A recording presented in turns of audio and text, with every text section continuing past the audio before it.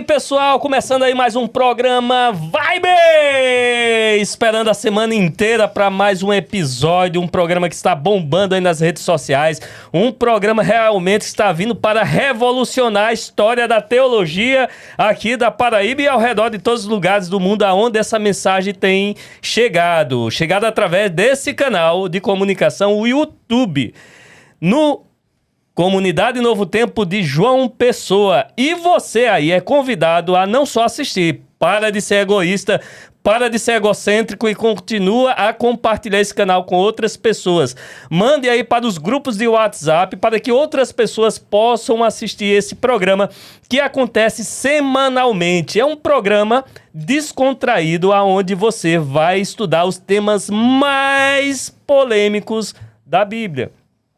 Então a gente tem recebido muitas mensagens sobre sugestões de programas. E a gente vai trazer aqui, gente, olha, os programas, os temas mais polêmicos que rolam por aí, viu Jéssica? Os programas que realmente que as pessoas têm suas dúvidas, as pessoas que ficam querendo saber, e a gente vai tentar explicar de forma simples com os nossos convidados que semanalmente passa por aqui. E além do mais disso, eu gostaria de convidar. Hoje está conosco.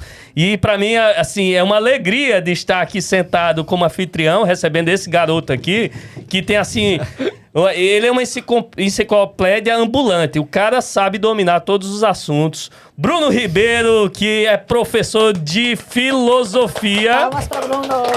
Pela Faculdade Cidade Viva, né? Então, tudo bem, Bruno? Tudo bem, Tá animado com o tema de hoje? Tô sim. Rapaz, o tema de hoje é um tema muito polêmico. E assim, talvez a gente vai agregar aí alguns inimigos. Porque a gente vai falar coisas profundas que nem todo mundo vai gostar. Mas a gente trouxe reforço. E aí, Giovanni, um grande... E qualquer coisa da data aqui, aí o pessoal vai gostar. Eu vou dar o seu arroba aí, qualquer coisa. Ó, se você tem alguma contestação, se você não concorda, você vai escrever direto para o Bruno Ribeiro. Tem um arroba ali grande que vai caber todo mundo ali. Pode fazer os comentários e marcar ele, né? E como reforço, né, o Giovanni... Reforço mais ou menos, né? Que é outro grande pesquisador. Aí o cara domina os assuntos, né? É o cara, Valeu, é o cara. Davi. Vai ser um prazer aqui fazer perguntas a Bruno aqui. Então vai todo mundo focar em Bruno, né? Rapaz, olha, eu vou falar da alegria de estar ao lado dessa mulher que, rapaz, é a mulher do podcast. Se tem uma pessoa que parece com um podcast, é Jéssica. Ela disse assim, rapaz, eu amo podcast, a minha vida é podcast. Eu vou até fazer um podcast sobre minha relação com meu marido. Como a gente vive, o que a gente faz, como é essa relação de viver. E aí, Jéssica? E aí, tudo bem? É um prazer estar aqui hoje e essa conversa hoje promete, viu? Tenho muitas dúvidas. Jéssica é a nossa diretora, viu, gente? Tenho muitas dúvidas. Ela quem fica lá respondendo as mensagens, ela que fica ali formulando os temas. Então o tema de hoje é de responsabilidade de Jéssica. Ela domina com mão de ferro aqui, você não tem ideia. A internet está fervendo. Ela só quer saber de uma coisa. De quê? Quais são os sinais do fim? Eita! Mas antes disso, eu quero dizer que nós estamos aqui animados e gravando, né? Gravando esses programas, que é muito bem elaborado. Vem, gente, você assistindo esse programa, assim, a qualidade do áudio, a qualidade da imagem. Por exemplo, eu sou feio, mas eu fico bonito aqui. Olha só, rostinho limpo, é a qualidade das câmeras. Isso só é possível graças ao Estúdio Vision. E o Estúdio Vision é um dos patrocinadores do programa Vibe. E ele fica localizado em João Pessoa. Então, se você tem um desejo, não é, de fazer o seu próprio podcast, gravar ali seus programas, gravar ali um conteúdo, meu amigo, procure o Estúdio Vision. A gente vai colocar na descrição do vídeo, tá? O arroba, né, diretora? Vamos colocar ali o arroba do Estúdio Vision, para que você que tem um desejo, assim como a gente tinha um dia de voltar aos nossos programas, chega aqui já tudo prontinho com o operador, um lugar confortável, som gostoso. Eu fico um tempão aqui, ó, só falando para mim mesmo, que é tão bom você ouvir sua voz aqui. Agora, graças ao quê? A um grande equipamento que esse estúdio tem. Então, Estúdio Vision, patrocinador oficial do programa Vibe. Gente, olha, cadê a vinheta de música de suspense, né? Muitas coisas estão acontecendo. na nossa era moderna, né, nossos filhos, eu tenho um filho aí mais novo de 10 anos, nunca presenciou sinais ou coisas que estão acontecendo na nossa atualidade. Desde o período de pandemia, o aumento das catástrofes naturais que estão acontecendo ao redor do mundo, né? Essa semana teve mais um grande furacão ali que acabou com a cidade de Acapulco, lá no México. Então, muitas catástrofes acontecendo ao redor do mundo. E agora, para ser assim a cereja do bolo de todas essas coisas, tivemos a guerra da Ucrânia, a Rússia contra a Ucrânia, e agora Hamas contra Israel atacando. E isso gera, né, no coração do homem incertezas, dúvidas sobre os sinais. Apreensão, né? Apreensão. A gente falou semana passada sobre ali a teoria das teorias da conspiração, e a gente viu que muita fragilidade movido pelo temor leva o indivíduo a acreditar nas suas crenças, e nessas crenças que surgem. Agora, a gente vai à luz da Bíblia discutir sobre sinais. A Bíblia, ela dá algum respaldo sobre acontecimentos finais? A Bíblia apresenta alguma matéria do tipo para que a humanidade possa tentar encaixar como quebra-cabeça essas pecinhas soltas por aí, a evidência de sinais do tempo do fim? Como é que isso... O que é que a Bíblia fala sobre essas questões? Para Bruno ou para mim? Para quem quiser. Vamos ouvir logo o Bruno aí, o filósofo. Davi, tem uma coisa aí que é curiosa, é o seguinte, Davi. Se a gente fosse puxar um fio, né? Pra ver quando foi que a humanidade passou fome, quando foi que teve guerra, quando foi que teve desastres naturais, etc. Essas coisas sempre aconteceram. Na história que você está falando. Durante a história da humanidade. História da humanidade. Isso, durante a história da humanidade. Então, não seria exatamente correto dizer que esses fenômenos ou humanos ou naturais, humanos no caso de guerra, naturais no caso de terremotos, etc., eles são coisas que especificamente marcam o tempo do fim. Porque, primeiro que a Bíblia tem uma ideia diferente de fim dos tempos, mas depois a gente comenta isso. Mas segundo e mais importante, Davi, é que quando você olha para a história da humanidade, você vê que muitas dessas coisas sempre aconteceram, né? Ela é presente na história da humanidade. O que acontece é uma repetição. Então... Algumas coisas ficam mais... Por exemplo, a humanidade sempre teve uma relação parasitária com a natureza. Ou seja, ela sempre destruiu a natureza. Então, quando você pega o estudo fóssil, por exemplo, do homem chegando nas Américas, você vê várias espécies de animais desaparecendo ao mesmo tempo. Você vê o ser humano chegando na Austrália, mesma coisa. Não é coincidência. Eles chegam, várias espécies de animais desaparecem. Então, o homem sempre teve uma relação terrível com a natureza. Agora, é claro que nos últimos tempos, digamos assim, graças ao nosso poder tecnológico, a gente piorou essa relação. Mas que a gente sempre danificou a natureza, isso aí é algo que sempre participou da história humana. Então, eu tô dizendo isso porque... Muitas vezes a gente correlacionar coisas específicas com o fim dos tempos, se você presta atenção numa visão mais geral da história, pode não ser tão correto, sabe? E duas coisas, Davi, que a gente tem que levar em consideração é que quando a gente vai para o texto bíblico, quando ela fala sobre o fim, há duas formas de a gente entender. Quando a gente vai, por exemplo, lá para as profecias de Daniel 7, 8, por exemplo, tem uma coisa que Daniel fala do tempo determinado do fim. Que as escolas, por exemplo, a gente é adventista e tudo mais, tal, e historicista, entende que essas profecias de Daniel começaram a ser realizadas no tempo do profeta e vai até a volta de Jesus. Aí ele disse que algumas profecias seriam seladas até o tempo determinado do fim. Que a gente entende que passa dos dias de Jesus, passa séculos depois. E uma outra coisa... quando a gente fala dos últimos dias ou simplesmente o fim. quando o Novo Testamento fala disso. E quando a gente Não é a vai... mesma coisa, não? Não é.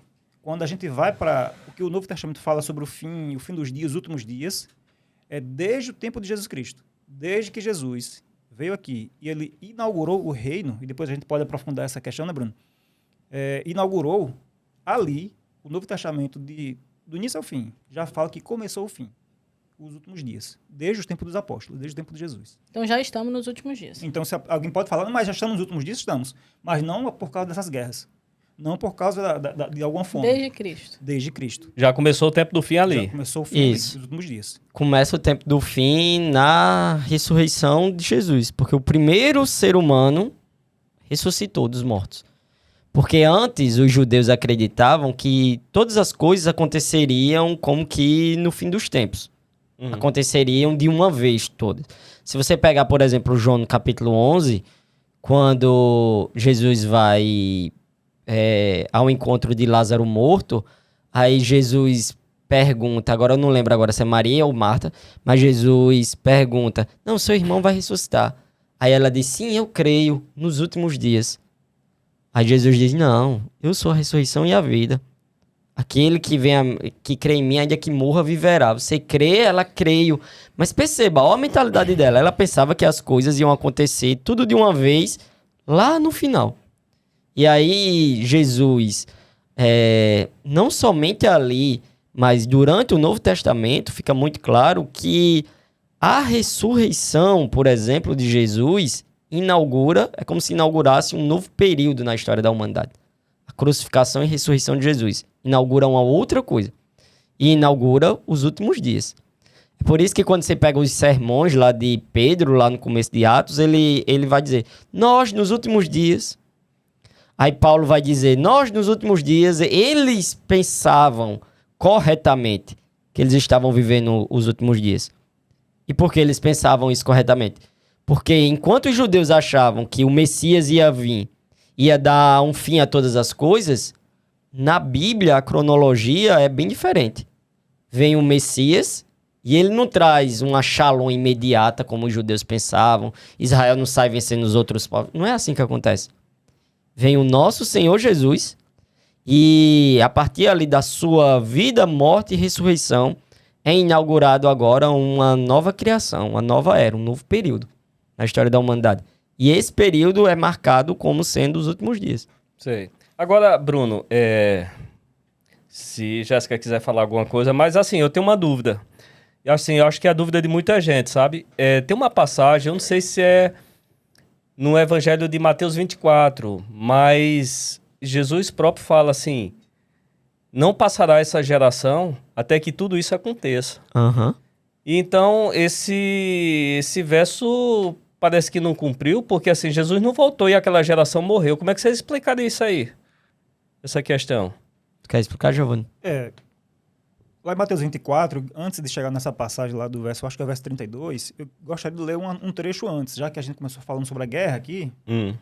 Os discípulos fizeram... Você quer ler Mateus 24? Eu vou ler aqui, tá? Vou pedir licença para vocês aqui, para ler aqui Pronto. a Bíblia aqui no celular, que diz assim. Esse aí é o texto que fala dos sinais da volta de Jesus, é esse? Esse é o texto em que Jesus vai orientar os seus discípulos a não se deixarem enganar por discursos errados ou sensacionalistas a respeito do fim. Isso aí é o conhecido o sermão profético, é esse aí? Sermão profético de Mateus 24. Que é muito utilizado nas igrejas por aí. Utilizado de maneira generalizada, de Certo. maneira equivocada. Então explica. Olha, fica aí, porque ele vai abrir o mistério. Vai desvendar as profecias que é tanto utilizado por aí para... Eu já fiquei com medo disso aí. Eu já escutei sermões construídos em cima dessa narrativa que eu preferi também. dizer assim, vamos parar por aqui, eu prefiro ficar com outra parte. Mas vamos ver se você tenta me convencer. Aí se você conseguir me convencer e olhar pelo lado bom, eu vou ficar feliz. Se for o verso que eu tô pensando, eu já ouvi muito, que é um verso que quando eu escutava eu até já tinha medo já. Quem nunca teve medo com Mateus 24? Vamos lá. É Mateus 24, a partir do versículo 3 até o 8, que diz assim: No Monte das Oliveiras, achava-se Jesus assentado, quando se aproximaram dele os discípulos, em particular, e lhe pediram: Diz-nos quando sucederão estas coisas, e que sinal haverá da tua vinda e da consumação do século. Olha a resposta de Jesus. E ele lhes respondeu: Vede que ninguém vos engane, Porque muitos virão em meu nome, dizendo, eu sou o Cristo, e enganarão a muitos. Como é que eles enganarão? Jesus vai explicar. E certamente ouvireis falar de guerras e rumores de guerras. Vede, não vos assusteis, porque é necessário assim acontecer, mas ainda não é o fim. Portanto, se levantará nação contra nação, reino contra reino, e haverá fomes e terremotos em vários lugares. Tudo isto, porém, é o princípio das dores.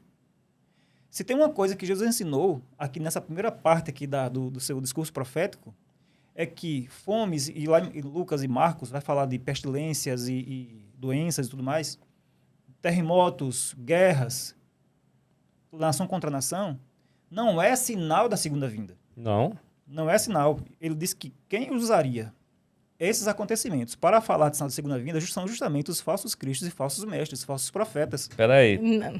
Peraí, calma. Não. Tudo que eu aprendi até hoje, que esses sinais aí de guerra, é da segunda vinda, não é da segunda vinda. Não está se referindo a sinal da segunda vinda. Mas como você prova isso aí?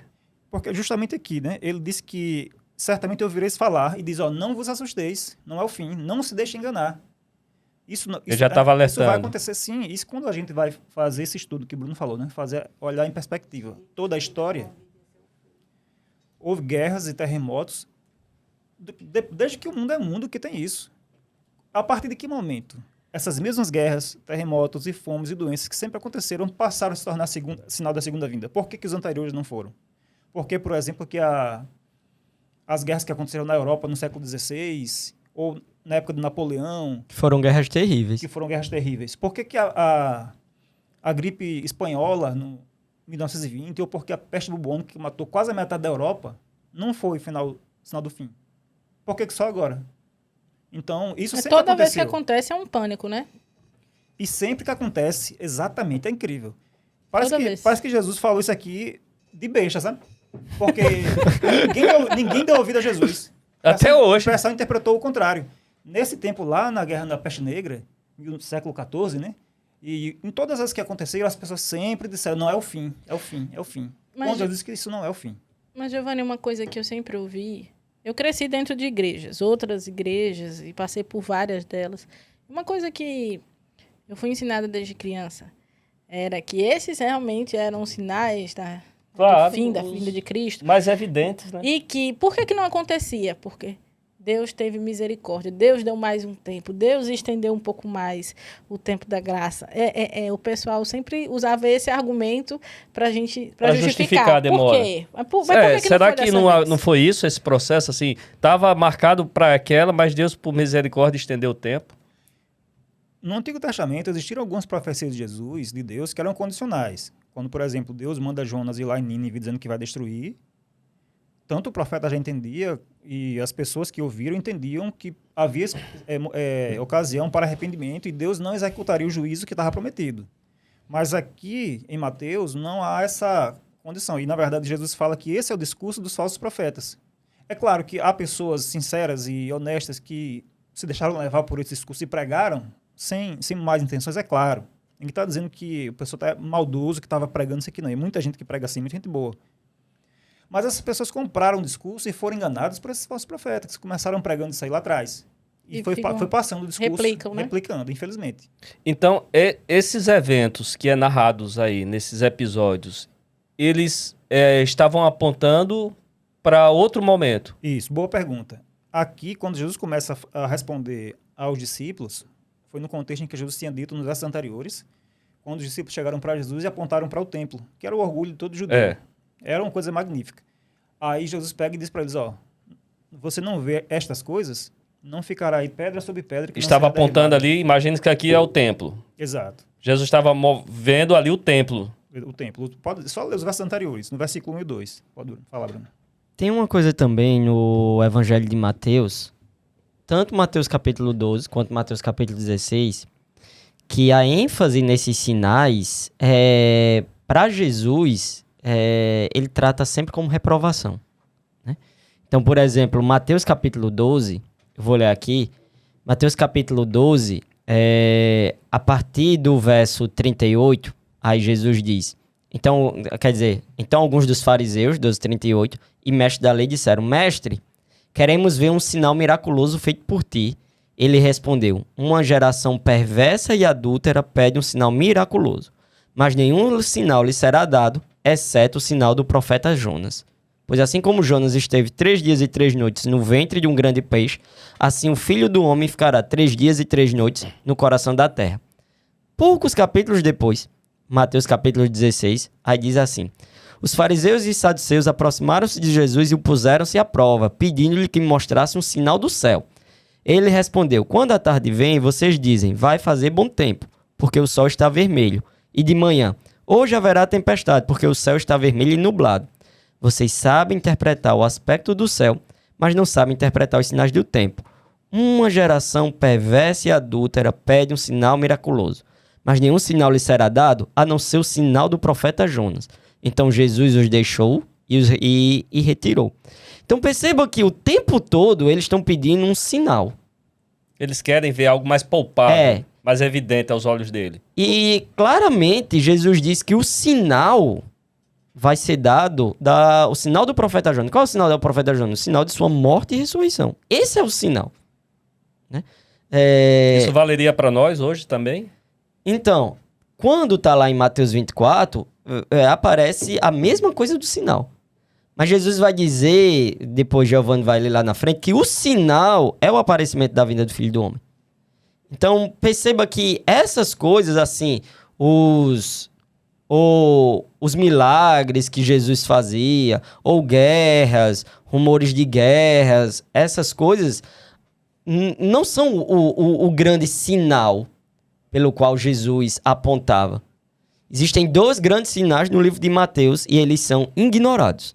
Quais os 2 grandes sinais? O sinal do profeta Jonas é ignorado e o sinal do aparecimento da vinda do Filho do Homem no céu. Esses são os 2 grandes sinais que Jesus falou. As outras coisas, Jesus trata, por exemplo, no caso dos fariseus, né? Jesus trata como algo que merece ser repreendido. E no caso dos seus discípulos, Jesus trata como algo que deve ser corrigido. Mas perceba que essa coisa de ir atrás de sinais, pedir sinais, e ignorar os 2 grandes sinais não é bem visto no livro de Mateus. Segura aí. Cadê a câmera? Olha, gente, é o seguinte. O tema está só começando. Tem muita coisa, muita questão em jogo. Inclusive, Jéssica, eu já tive ideia para outros programas. Baseado nisso que Bruno falou, que Jesus não aprova tanto a ideia de sinais.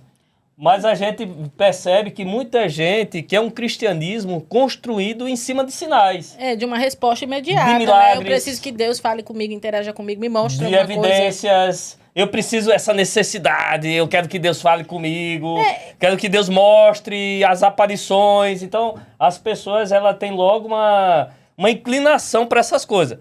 Você quer que isso seja o tema de um dos nossos programas, sinais? Não é os sinais do fim, mas agora os sinais. Precisamos de sinais para acreditar em Jesus? Precisamos ver algum tipo de manifestação maluca? E a gente vê tanta coisa que surge no mundo, né? Mas pode ficar aí. Então, olha, vamos interagindo durante essa semana. Nós, lá na página do Instagram, você é convidado a entrar. Se você ainda não segue, Comunidade Novo Tempo JP. Vai ver lá um slogan de um bonequinho assim, ó, bem grande assim, ó. Com as mãos abertas, que significa o nosso acolhimento, que estamos lá para esperar e receber vocês, porque nós também fazemos parte de uma comunidade Novo Tempo. Sabia disso? Você já foi lá? É uma bênção. O que é que rola lá? Diz aí. O que é que vocês fazem? Muita palavra de Deus, muita exposição do Evangelho. É uma bênção. E a gente também... E as coisas sociais? O povo quer saber de relacionamento. Olha, todo mês tem evento especial. A gente anda tudo aqui grudado, né? Igual carrapato. Juntos e misturados. Então você é convidado a seguir nossa página, acompanhar nossas programações semanais. Nós nos reunimos semanalmente lá no auditório do Hotel Xênios. Conhece ali na Orla do Cabo Branco? Você tá passeando ali pela calçadinha. A orla mais linda de João Pessoa, diga-se. Com de João Pessoa, certeza. Não. Do Nordeste brasileiro, a orla porque mais sabe do linda. Brasil, águas quentes, né? Aí você tá caminhando, sábado pela manhã, às 10 horas da manhã. Se você tiver de boa, entra lá na nossa comunidade, não precisa lá colocar uma roupa especial. Da forma como vocês estão, entra. Vai chegar lá, vai estar discutindo um tema que é do Lições da Bíblia. A gente discute ali temas bíblicos. Depois tem um louvor bacana. Depois tem ali estudo da palavra de Deus no formato de sermão. Você deve conhecer essa expressão. E aí você vai conhecer muita gente boa, gente da gente que tem um acolhimento assim. Vai conhecer essas feras aqui pessoalmente, né, gente?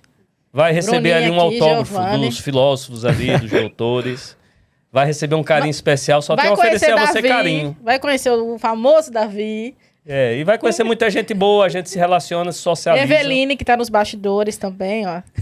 E o Jordão, é uma equipe toda, é uma galera muito massa. Eu amo muito viver em comunidade e você é convidado. E aí você vai interagir, porque a gente vai abrir uns chatzinhos sobre sugestões de temas. Então a gente vai construir sempre esse programa baseado nas suas dúvidas.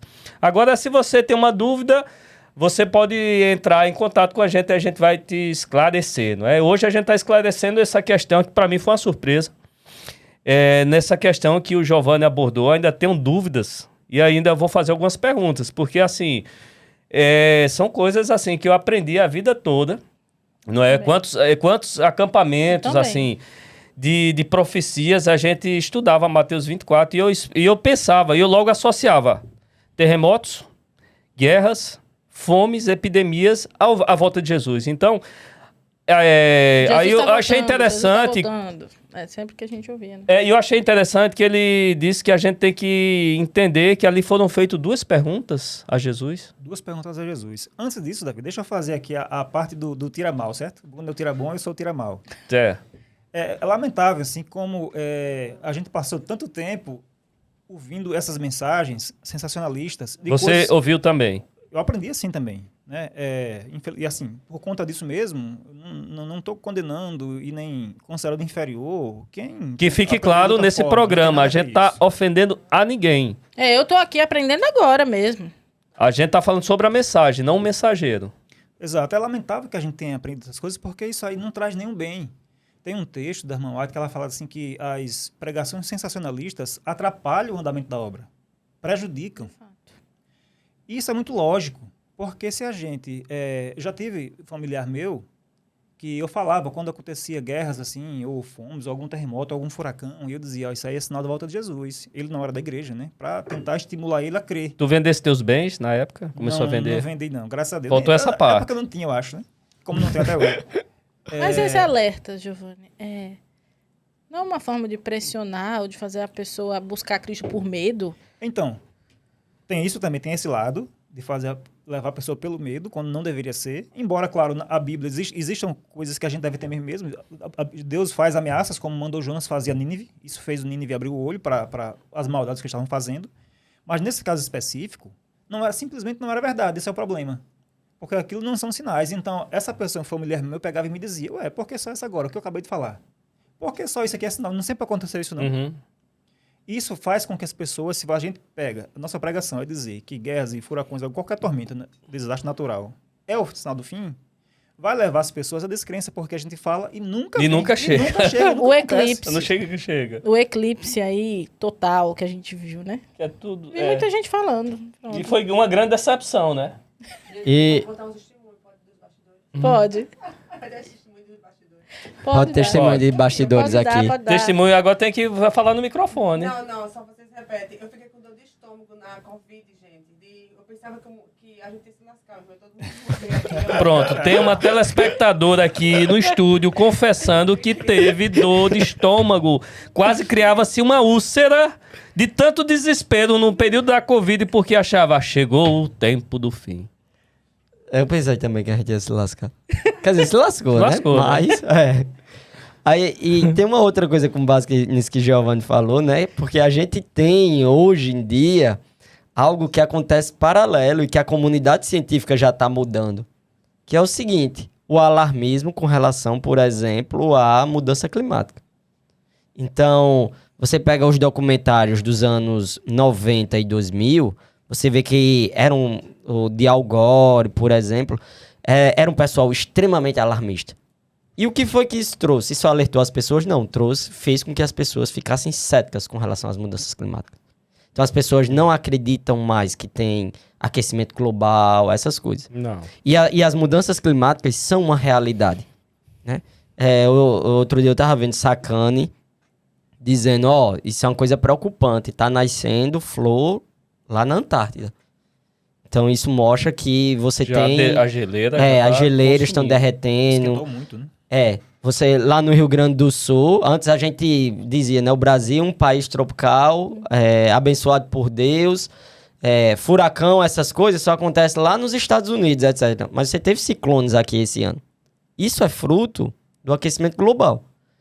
Isso é fruto dessas mudanças climáticas. Contudo, o fato de nos anos 80, 90, 2000, o pessoal ter dado uma mensagem extremamente alarmista, e você tem estudos sobre isso, que o fato do pessoal ter sido muito alarmista fez com que as pessoas se tornassem extremamente céticas com relação ao aquecimento global. Peraí, tem matérias assim, se você pesquisar, tem matérias do UOL da Terra, até o ano 2025 não vai ter mais cidades litorâneas. Até o ano tal não vai existir isso. Aí, vez ou outra, mas isso aqui não ia acontecer até 2015, né? Aqui. Então, você faz com que as pessoas passem a duvidar de uma coisa que é real, mas pelo fato daquilo tá vindo de forma extremamente alarmista, você só traz ceticismo para causa. O que os cientistas estão se encontrando isso prejudicou tanto as coisas que eles não sabem direito o que fazer. Por quê? Porque eles veem que a situação é grave, mas eles veem que se for por esse viés alarmista, só vai fazer com que as pessoas se tornem mais céticas. É verdade. Então, olha mesmo, na ciência você tem essa discussão. Na ciência você tem essa discussão. Na escatologia, a mesma coisa. Quando as pessoas vêm com essas visões de que tudo é sinal, começa a exagerar coisas, começa a inventar coisas, começa a criar coisas, você só está fazendo com que as pessoas se tornem descrentes na escatologia, descrentes nas profecias. Então, a contribuição é negativa. Claramente. As pessoas ficam duvidando. Elas não ficam acreditando. Um ou outro que pode, sei lá, passar a se portar melhor, alguma coisa nesse sentido, mas o efeito é um efeito de ceticismo a longo prazo. Eu me lembro, Giovanni, assim, na história, que houve assim um momento de intensa pregação sobre a volta de Jesus, através de Guilherme Miller. Aconteceu mesmo isso e houve um grande desapontamento. Como é que funcionou isso aí? Eu te respondo essa pergunta assim que eu concluir a resposta daquela outra. Pronto, a respeito das duas perguntas. Sim, pronto. Voltando à questão das duas perguntas, né? E da geração, né? Isso. E da geração, pronto. Como Jesus fez duas... É importante... 3 perguntas para você responder. Vamos ler o texto, certo? Leia. Lá no comecinho de Mateus 24. Diz assim, né? Mateus, capítulo 24. 24, versículo 1 e 2. Tendo Jesus saído do templo, ia se retirando quando se aproximaram dele seus discípulos para lhe mostrar as construções do templo, que eu tinha acabado de mencionar. Versículo 2. Ele, porém, lhes disse, não vede tudo isto? Em verdade vos digo que não ficará aqui pedra sobre pedra que não seja derribada. Aí, os discípulos fizeram uma pergunta a Jesus relacionada a isso. Relacionado a essa questão, porque o templo era tão magnífico e gigantesco. É da glória da época, gigantescas. Né? É do orgulho. Orgulho. Tinha pedra lá de muitas toneladas. Chega a 20 toneladas, relata o historiador Flávio Josefo. Então, na mente dos discípulos, a única coisa que poderia destruir aquele templo para não ficar nenhuma pedra sobre a outra, que é daquelas 20 toneladas, só mesmo o fim do mundo. Então, quando Jesus vai responder essa pergunta deles relacionada ao templo, que eles perguntaram para a partir daí falar sobre o fim, Jesus responde duas coisas. A respeito da destruição do templo e a respeito da segunda vinda. Então, ele responde de forma mesclada. Entendi. É tão importante a gente entender esse ponto, que tem um verso, esse que você mencionou lá, de Mateus 24, versículo 34, fala assim, ó, Jesus diz, em verdade vos digo que não passará esta geração sem que tudo isto aconteça. A única forma da gente não achar que Jesus errou na profecia aqui é entender que aquilo estava se referindo ao templo, que foi destruído já. Porque se estivesse se referindo à segunda vinda, Jesus errou a profecia, porque aquela geração já morreu há quase 2000 anos. Certo? E não voltou. E não voltou. Então, do versículo 13 ali para frente, Jesus vai respondendo de forma mesclada a respeito da destruição do templo, ou seja, de profecia a respeito daquele primeiro século, e depois sobre o fim. Nos versos anteriores, eu acho que o verso 29... Preste atenção aí, Jéssica. Tá entendendo, né? Tô super focada aqui. Tô aprendendo muito, viu? Deixa eu ver aqui. Bruno, qual o verso onde ele fala que então aparece mais a respeito daquele dia e hora, ninguém sabe? Deixa eu ver aqui, deixa eu ver se eu acho. Depois você corta essa parte aí, Jordão. Eu posso fazer um acréscimo enquanto o Giovanni tá fala aí. falando? Faça aí. Tem Bota outras ele, pô. vezes que aparece essa geração, mas é porque, Davi, a gente pensa, a cabeça da gente pensa, e por isso que a gente acha confuso, mas na verdade é porque a gente pensa igual os judeus antigos, lá do século I. A gente acha Sabe? que não, né? A gente acha que não, mas a gente pensa igual a eles. Por que a gente pensa igual a eles? Eu vou dar um exemplo. Então, se ele estiver falando assim, de vir em sua glória, e só está falando da segunda vinda. Se ele está falando sobre essa geração, então essa geração é que precisa ver a segunda vinda. Por quê? Porque os judeus acreditavam assim. Os judeus acreditavam que quando o Messias viesse, ele ia estabelecer a Shalom, e ali ia ser o fim dos Eles tempos. associavam tudo isso ao reino de Deus, assim, a volta, né? Isso. Tudo estava junto, tudo ia acontecer de uma só vez. Não é assim que o Novo Testamento vê. É tanto que, outra vez que essa questão aparece, que Giovanni fala, é Mateus capítulo 16. Diz assim, ó: pois o Filho do Homem virá na glória de seu Pai com os seus anjos, e então recompensará cada um de acordo com o que tenha feito. Garanto-lhes que alguns dos que estão aqui, dos que se acham aqui, não experimentarão a morte antes de verem o Filho do Homem vindo em seu reino. E eles morreram. Aí o pessoal faz: oxe, mas isso aqui não é da segunda vinda? Aí mais uma vez, é porque você confunde que Jesus dizer assim: eu venho na minha glória, você vai ver o meu reino. As pessoas confundem, acham que isso aqui é a segunda vinda. Mas tanto Mateus 17, por exemplo, ele diz 6 dias depois, aí começa a falar da transfiguração, ali é Jesus vindo na sua glória e no seu reino. Naquele momento ali. A transfiguração. Então, perceba, e a profecia se cumpriu, ou seja, pessoas que estavam ali viram a transfiguração de Jesus. Então, a profecia foi exata. Então, eles estavam tão focados no reino da glória, da volta de Jesus, que ficou distraído e não percebeu que o reino estava chegando. O autor, Mateus, ele faz claramente essa ligação. Ele tem esse texto aqui de Mateus 16, no final de Mateus 16 que eu li, em Mateus 17 ele diz aqui o cumprimento dessa profecia. Assim como o outro, Davi, tem um que é mais engraçado ainda. Jesus diz que 2 irmãos, Tiago e João, né, chegaram para ele e diz: mestre, quando vier no teu reino, deixa que um se assenta à tua direita e à tua esquerda. Aí Jesus olhou para eles assim, aí fez: meu irmão, vocês não sabem o que vocês estão pedindo, não. Aí, vocês podem beber do cálice que eu vou beber? Aí eles: podemos. Aí Jesus: não, de fato vocês vão beber, mas quem vai ficar na minha esquerda e na minha direita quando eu vier no meu reino, quando eu for coroado em glória, não cabe a vocês, cabe ao Pai. Mas essa fala de Marcos, mais uma vez, na cabeça da gente, a gente pensa o quê? Que Jesus vem na sua glória, na segunda vinda, aí vem uma esquerda e outra direita. Mas o Evangelho de Marcos mostra que isso aconteceu na crucificação. Perceba que eles não entenderam o que eles estavam pedindo. Porque Eu entendi agora. Eu também. Porque É foi na novidade pra mim. crucificação de Jesus, foi quando Jesus foi crucificado, que ele foi coroado em glória.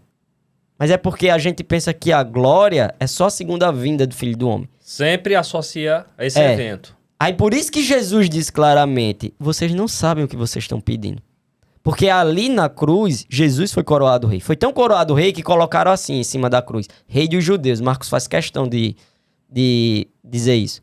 Jesus recebeu uma capa, Jesus teve uma coroa, mas qual é o problema? O problema é que a glória da cruz não é a glória nos termos da gente. Não a gente tem a ideia de glória sendo outra coisa. Isso. Aí por isso que a gente pensa igual João, igual Tiago, igual os filhos de Zebedeu, a gente pensa igual os judeus antigos, a gente pensa dessa forma. Mas perceba que o evangelho tem uma tentativa de estar corrigindo essas ideias equivocadas.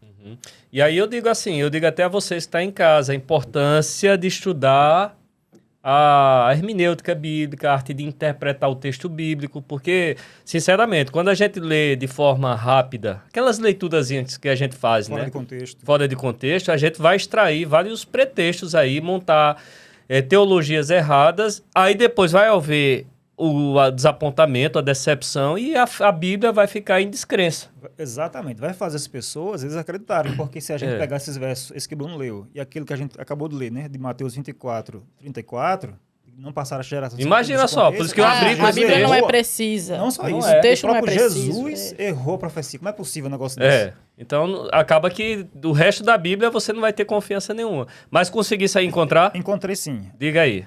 Essa questão que você tocou na questão da hermenêutica, né? O princípio mais importante da interpretação bíblica, e a hermenêutica, para quem não sabe, quer dizer somente isso, interpretação, a mais importante é você ler o texto dentro do contexto literário, que é ler o verso que vem antes, que vem depois.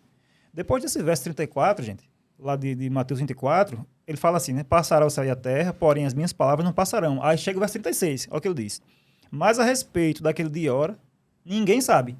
Tá claro. Primeiramente, no verso 34, ele diz, não passará esta geração sem que tudo isto aconteça. Então, aquela geração saberia daquilo que eu estava falando, daqueles eventos. Mas, em seguida, ele diz, mas a respeito daquele dia e hora, ninguém sabe. Ou seja, da volta da vida Agora do Filho é do Homem, nem da os volta anjos de do céu, Jesus. São dois momentos. nem os anjos do céu, nem o Filho do Homem, senão o Pai. Quando ele vai falar da segunda vinda, realmente, do fim de tudo, da consumação de todas as coisas, ele fala, tem uma adversativa. Porém, mas, contudo, entretanto, aquilo de hora ninguém sabe, nem os anjos sabem, nem o Filho. Ou seja, seja, nem ele. Ou seja, é algo que... Como é que a gente, se nem os anjos do céu sabem, a gente acha que sabe, vai conseguir datar alguma coisa, conseguir dizer, não, é agora, daqui a 5 anos. Não, ano que vem. Se nem os anjos sabem. Ou seja, Peraí. é muita Nem o prepotência Filho, nossa. nem Jesus. Aí é outra questão, a gente não vai entrar nessa... Tô botando aqui numa sinuca de bico, né? Aí vai entrar na questão da onisciência de Jesus, que é uma outra questão. Depois a gente aborda Deixa, esse ponto. esquece aí, nem o Filho. Vamos prosseguir. Então, rapaz, ficou claro agora. Duas questões Jesus estava abordando. Mateus capítulo 24 está relacionado a duas coisas. Então, aquela geração está relacionada com o A templo. destruição do templo, exatamente. E aconteceu. Aconteceu no ano 70, o templo foi destruído. E Se Jerusalém cumpriu. foi destruída. Ok. Então, todas as profecias se cumpriram para aqueles tempos. Essa é a primeira parte. Sim. Pronto. E em relação ao segundo evento, a volta de Jesus, qual é o sinal que tem aí? Nesse texto de Mateus, o único sinal é... Boa pergunta. Algumas pessoas costumam colocar o verso 14, que fala assim, né? E este evangelho do reino será pregado em todo o mundo para testemunho em todas as nações, então virá o fim. Pode ser considerado um sinal. Só que esse é um sinal, para nós, imperceptível, porque a gente não tem como saber, a gente não é onisciente, saber quando é que a última pessoa no mundo foi evangelizada. Ainda que possa ser um sinal, mas a gente não vai ver. O evangelho do reino. Quando ele for A pregação pregado, do evangelho, é isso? A pregação do evangelho. Em todo lugar do mundo. Mas é isso que quer dizer mesmo, literal, é quando todo mundo no mundo for evangelizado? Seja lá como for, ainda que não seja todo mundo no mundo, a gente não tem como saber quando concluiu. Certo? O único sinal que dá pra gente dizer, realmente, que o texto de Mateus 24 coloca como sinal, está no versículo 30, que diz assim, então aparecerá no céu o sinal do Filho do Homem. Todos os povos da terra se lamentarão e verão o Filho do Homem vindo sobre as nuvens do céu com poder e muita glória. Mateus 24 inteirinho, a única vez em que ele fala de um sinal que vem é a própria vinda do Filho do Homem. Esse é o sinal. Então já chegou. Esse é o sinal, é o assim, próprio Jesus. Quando o sinal aparecer, já é o evento. É o próprio, o sinal é o próprio Jesus. Então a não própria existe, vinda na dele. verdade, então não existe nenhum sinal, terremoto, essas coisas, é tudo já previsto da fenomenologia, das coisas que de forma natural iriam acontecer. Não é sinal. Se não fosse assim, né, porque se a gente pudesse pegar alguma dessas coisas que as pessoas consideram como sinais e dizer que é sinal, então Jesus estava se contradizendo. Que ele falou daquilo de hora ninguém sabe. Então a gente não pode considerar essas coisas sinais, senão a gente marcaria algumas datas. Agora, eu tenho uma dúvida aqui, porque assim... Eu Não tô sei se- passada, viu? Eu tô aqui. Eu não sei se vocês vão saber responder, mas, por exemplo, eu não sei se vocês se lembram que vinha num combo das escartologias a queda das estrelas, o escurecimento do sol. Existe alguma associação com o texto bíblico, isso aí?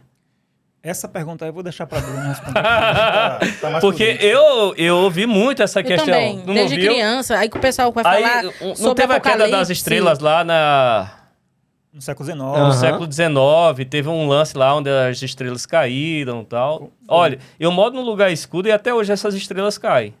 De vez em quando eu vejo as estrelas caindo, então eu já perdi a crença nisso aí. O escurecimento do sol, a gente teve agora o eclipse que o sol escureceu, né? Em alguns lugares. Mas isso tem algum tipo de associação ou é natural mesmo? Tem que lembrar primeiro esse ponto, né? O sinal é a vinda do Filho do Homem, assim como o sinal é o sinal do profeta Jonas, né? Até Jesus corrige quando Jesus diz assim no verso 26, 27, antes de chegar nesse aí, que é o verso 29. Assim, se alguém lhe disser, ele está lá no deserto, não saiam. Ou ali está ele dentro da casa, não acreditem. Por que não acreditem? Porque assim como o relâmpago sai do Oriente e se mostra no Ocidente, assim será a vinda do Filho do Homem. Então a vinda do Filho do Homem é algo que ninguém vai ter dúvidas. E de forma rápida, né? É. Então todo mundo vai claramente ver que está acontecendo. Esse é o sinal. Assim como lá em Jerusalém, ficou muito claro qual era o sinal do profeta Jonas. Aquela geração perversa e má que pedia um sinal, estava claríssimo lá o sinal. Assim como vai estar claríssimo lá o sinal da segunda vinda. Agora, com relação a esse ponto específico, Davi, tem duas questões aí, sabe? A primeira é que tem pessoas que acreditam que realmente tem alguns sinais que antecederão alguns sinais, não, perdão. Alguns fenômenos que antecederão a volta de Jesus. E a diferença é que eles seriam vistos como sinais, digamos assim, como fenômenos que apontam, ó, Jesus está perto de voltar. Tem pessoas que acreditam isso, né? Porque no verso 29 diz: imediatamente após a tribulação daqueles dias, o sol escurecerá, a lua não dará sua luz, as estrelas cairão do céu e os poderes celestes serão abalados. Essas atribulações é para o templo. Então, O período judeu ali. Então, aí é que tá. Depende de como a pessoa... Porque aqui tem divergência de como se interpreta isso, entendeu? Então tem divergências nesse ponto de como se interpreta e justamente isso. Por quê, Davi? Porque tem gente que acha que essa sequência específica... Tribulação, aí depois sol escurecendo, lua não dando sua luz... estrelas cairão. Então, por exemplo, lá no século XIX, pessoas acreditavam que essa sequência específica apontava para a vinda de Jesus. Vinda. Por causa dessa sequência específica. Tipo, teve outros fenômenos que sempre aconteceram na natureza, mas nenhum foi visto dessa forma. É por isso que existe essa tradição, até na igreja adventista mesmo, de pessoas virem que, 1700 e tanto, o sol escureceu. Aí, 1800 e pouco, a lua não deu a sua luz, etc. Aí, 1800 e pouco, as estrelas... das estrelas. Porque nunca tinham sido vistos, assim, esses fenômenos nessa sequência, tão próximo um do outro, sendo visto dessa forma. É por isso que eles interpretavam isso como um sinal. Como um fenômeno que apontava, então a vinda do Filho do Homem está próximo. Mas esse é um jeito de interpretar. Existe um outro jeito de interpretar que Jesus está fazendo uma citação de vários textos do Antigo Testamento. Porque sempre quando no Antigo Testamento tinha uma crise, os poderes cósmicos seriam abalados. Então, por exemplo... Joel 3,15, aí tá falando lá de uma crise de Israel, aí diz: o sol e a luz escurecerão, as estrelas já não brilharão mais. Aí Isaías 13,10, as estrelas do céu e suas constelações não mostrarão a sua luz, o sol nascente escurecerá, a lua não fará brilhar a sua luz. Aí Ezequiel 32,7, quando eu extinguir, cobrirei o céu, escurecerei as estrelas, cobrirei o sol com a nuvem e a lua não dará sua luz. Sempre que esses fenômenos cósmicos aparecem, significa que Israel estava em grave crise. Aí por isso que eu falei, Davi, também tem a questão de como você interpreta esse texto aí do verso 30, sabe? Por quê, Davi? Porque ele pode estar fazendo referência mesmo, porque foi uma crise monstruosa a queda do templo.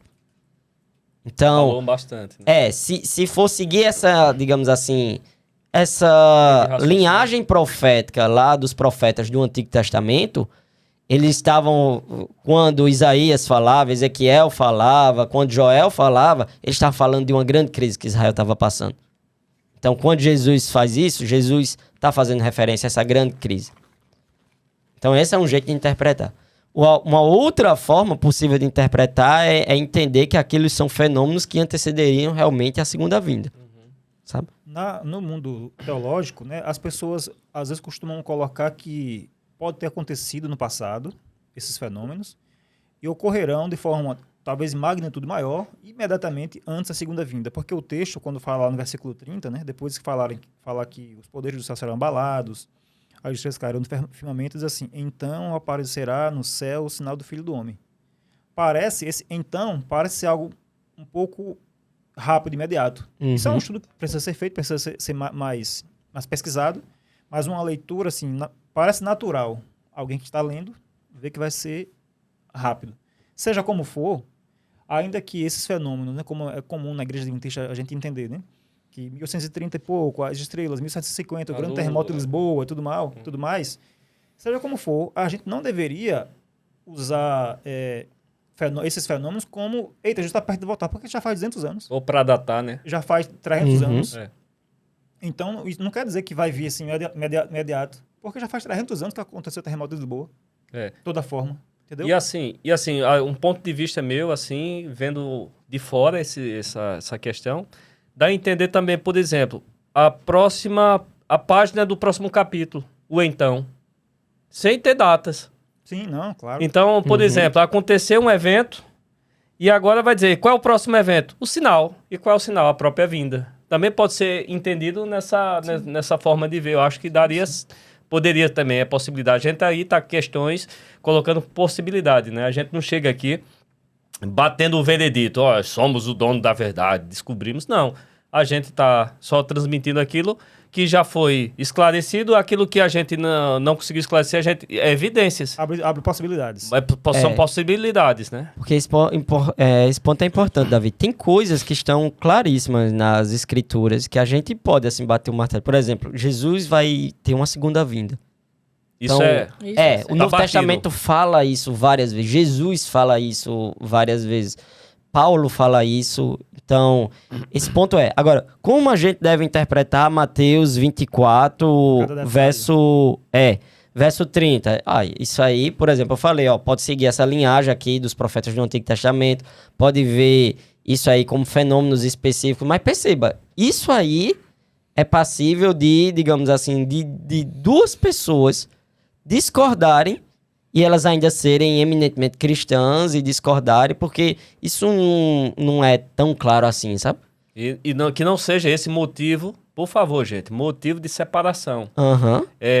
Como o Bruno falou, que não seja esse o motivo do qual eu não tenho condições de me congregar com você, porque você tem uma forma de interpretar isso aqui, desde que estejamos em total acordo. Jesus vai voltar. É o que todos creem. Porque nesse ponto aqui, claramente não é algo saudável e a gente precisa, com cuidado, com amor, tentar corrigir o sensacionalismo e o alarmismo profético. Isso aí claramente não é saudável. Jesus corrigiu isso aí, tentou combater e disse que quando a gente aprendeu isso foi dos falsos profetas.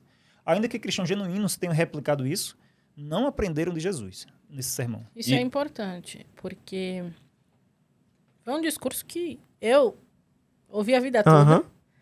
E é muito difícil a gente desarraigar isso, né? Aí a gente se questiona, por que essa necessidade de eu ficar vendo, olha, Jesus está voltando, está perto de Jesus. Será que isso é uma forma de eu... Não. Surgiu uma guerra agora. Eu tenho que ajeitar a minha vida porque Jesus está voltando, né? Eu preciso de um sinal para saber quando eu preciso me consagrar, me converter. Precisa mesmo?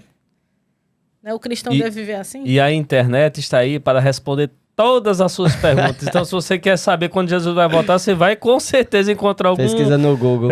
Que ele vai dizer, porque a gente justamente vê muita gente especulando. E aí é um assunto agora que a gente gostaria de trocar umas ideias. Né? O mal que isso tem trazido para uma sociedade. E como eu mencionei, né? Parece que houve um período da história que, né, marcaram a volta de Jesus. Sim, exato. Né? Voltando aqui na questão, né? Eles esqueceram de ler essa parte que nem os anjos, nem ninguém sabia da sua vinda. Mais ou menos. Explica aí. Quando você mencionou a questão lá de Guilherme Miller, né? Quando Miller começou a estudar as profecias de Daniel, ele que era um descrente, né? Um certo que ele era um deísta, né? Ele não acreditava que que a Bíblia era verdadeira e tudo mais, tá? O deísta não teísta, né? O deísta é aquele que acreditava que Deus criou o mecanismo e deixou rolar por conta própria. Mas depois ele começou a estudar as profecias de Daniel e viu que... E se converteu. Ele começou a pregar que Jesus voltaria em breve. O próprio Guilherme Miller, né, que fundou o movimento Millerita, que posteriormente deu origem à Igreja Adventista do Sétimo Dia, Ele mesmo nunca marcou uma data. Sério? Sério. Quem marcou mesmo foi um seguidor dele, acho que Samuel Snow, se eu não me engano. Ele disse, não, tudo bem, beleza. O próprio Miller se opunha e muitos outros ali do movimento. Rapaz, Jesus mesmo disse, eles não esqueceram, mas acabaram cedendo à pressão e à tentação de querer marcar uma data da volta de Jesus. Mas eles sabiam, tinham ciência, ó, eles falavam uns para os outros. Rapaz, Jesus disse que daquilo de hora ninguém sabe, a gente não deve marcar data. Miller mesmo falou, usou esse texto várias vezes para os seus amigos. Mas como as profecias de Daniel, capítulo 7 e 8, apontavam, né, a profecia das 2.000 e traz nas tardes e manhãs, para um cumprimento por volta de 1843, 1844, e depois fincou o número 1844, a data, por eles serem confundido o evento, de, em vez de ser uma etapa do juízo que começou no céu, já pode ser tema para um outro podcast. É um outro tema. Começou no céu, essa data, eles confundiram com a volta de Jesus. Depois eles corrigiram e viram que estava errada essa ideia, de que ali era a volta de Jesus, e entenderam que era, na verdade, um juízo que ocorre no céu, e não o julgamento da terra, o fim do mundo, de todos os tempos. Então, mesmo pessoas piedosas, ou um engano a respeito de um evento, de uma profecia, acabaram caindo nesse erro de marcar datas. Mas um ponto importante nisso aí é que é o seguinte, o maior problema e a maior oposição que os mileritas tiveram não foi nem com a marcação de datas. Há historiadores que mostram que muitos outros cristãos marcaram datas, tanto antes quanto depois de Miller. Quer dizer que sempre existiu Sempre existiu. Essa tentativa de datar um determinado tempo para a volta de Jesus. Esse auto-engano é muito comum. Os próprios discípulos de Jesus, eles nutriram um auto-engano muito grande. O próprio Jesus dizendo, ó, eu vou morrer, eu vou passar pela morte. Jesus falou isso repetidas vezes. Quando Jesus morreu, eles ainda não entenderam. Jesus precisou ressuscitar, aparecer para eles vivo e dar vários sinais e demonstrações para eles acreditarem. Devido a uma crença errada na missão do Messias, eles foram enganados a respeito quando o Messias apareceu. Da mesma forma foram os mileritas. Devido a uma visão errada a respeito do que seria o julgamento no céu, eles também foram enganados, achando que era a segunda vinda. E voltando à questão do ponto, né, de que outros cristãos marcaram, qual foi a oposição que os mileritas tiveram? Foi porque eles começaram a pregar que Jesus Cristo vinha iminente, ou seja, o pré-milenismo. Os cristãos, em quase sua totalidade naquela época, eram pós-milenistas, acreditavam que Jesus viria só depois do milênio, haveria 1000 anos de paz, depois Jesus viria. Mas muitos dentre eles lá já tinham marcado também data para a volta de Jesus.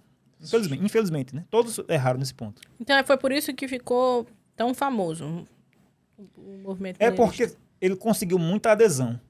Gerou uma adesão muito grande nos Estados Unidos, na Europa, até entre certos judeus, outros escritores, assim, poucas décadas antes, já apontavam para algo relacionado àquilo ali. Aí acabou tendo uma comoção de maneira, assim, proporções gigantescas. Por isso que ficou tão conhecido. Aí, Bruno, a gente puxou para esse assunto que, assim, você sabe, mais do que a gente, você vive aí nas redes sociais e acompanha o que está acontecendo. Hoje há centenas e inúmeras, parece que tem aumentado essas especulações sobre sinais. Quando fala qualquer tipo, como a gente falou lá atrás, qualquer tipo de evento, agora a guerra de Israel, Hamas e sim... O Covid, né? O Covid foi uma. O Covid, então, tem aumentado essas especulações, ou não, da volta de Jesus, claro, que com o esclarecimento do texto, ninguém é audacioso, vai voltar daqui a 3 anos.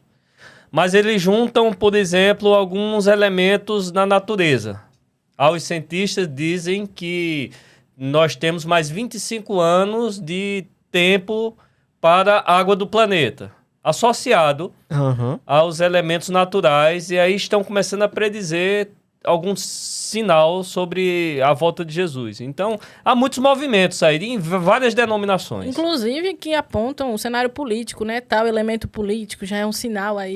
A guerra da inteligência artificial, a inteligência já entrou na tramitação agora dos sinais. Qual é o problema disso aí? Ou seja, o cristão ele deve se desassociar esses sinais que aparecem por aí. Como é que você vê aí na questão da humanidade em si? Primeiro, assim, depois que Jesus fala que o sinal é a vinda do Filho do Homem, ele começa a falar como é que a gente deve se comportar.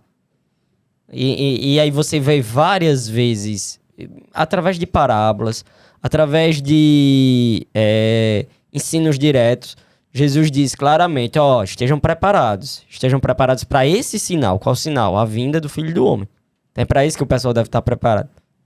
Seria como John Wesley, uma vez perguntaram a John Wesley, se você soubesse que Jesus voltaria amanhã, o que você teria feito hoje? O que você faria? Aliás, ele disse, eu faria as mesmas coisas que eu fiz hoje. Eu teria agido do mesmo jeito que eu fiz hoje. Tu também responderia assim? Jéssica, Não, Jesus eu vai ia- voltar amanhã. Eu ia te perguntar agora, o pessoal que tá em casa e que quer se preparar, como é que se Atenção, prepara? povo de casa, para a pergunta que vai agora no íntimo. Essa pergunta vai Vamos no corte, esquecer viu? sinais. Jesus vai voltar amanhã. Como é que você estaria, Giovanni? É uma boa pergunta. Espero poder dar a mesma resposta que John Wesley. Está aguardando a Jesus, como a pergunta que Jéssica, né, fez aí. Como é que se prepara para a volta de Jesus? Quando a gente vai para Mateus, o final de Mateus 24 e Mateus 25, cuidando das pessoas, se preparando, aguardando o Mestre e fazendo aquilo que ele deu para nos fazer com todas as nossas forças. Essa é a forma. Eveline ia continuar dormindo. Tá dormindo aqui. Não ia nem se levantar. Mas eu interrompi Bruno. Mas aí tem um ponto que eu vejo muito problemático, porque o pessoal faz assim, vamos ter uma palestra sobre a volta de Jesus, Uhum. certo? Vamos estudar o fim dos tempos. É muito comum isso. E não estuda nada sobre volta de Jesus, fim dos tempos. Aí começa a estudar umas coisas da ONU, aí começa a estudar umas coisas, sei lá... Decreto lá de sei de onde. Da guerra tal, isso, aquilo, e isso não é estudo sobre a volta de Jesus. E o pessoal começa, e isso é uma coisa mais preocupante ainda, o pessoal começa a fazer umas associações que não estão nas escrituras. Então, do jeito que elas assistem no mundo contemporâneo, estão em determinados fenômenos políticos, mas não exatamente nas escrituras. Então, para dar um Acaba que exemplo foge, bem né? claro, né? E isso aí que é uma das coisas que eu mais acho irônico, né? Questão relacionada a, por exemplo, especificamente na tradição adventista. Um adventista que se preocupa com crise ambiental, parece que é um herege que está negando a fé. Se ele se preocupa com mudança climática, ecologia, essas Que coisas... conversa é essa, meu irmão? Vamos fazer um tema de podcast sobre isso. Infelizmente, tem pessoas que levam por esse lado, né, Bruno? Olhares estranhos. Porque Movido pelo aquilo que a gente falou semana passada. Né? Especulação. especulação. Exatamente. E Ok. aí você pega lá, o que é que Deus pede lá em Gênesis 1? Que a gente cultive o jardim, cuide, guarde. Esse é o pedido. Que a gente cuide da criação de Deus. Então, isso é um mandamento. É mandamento. Cuidar da criação é mandamento.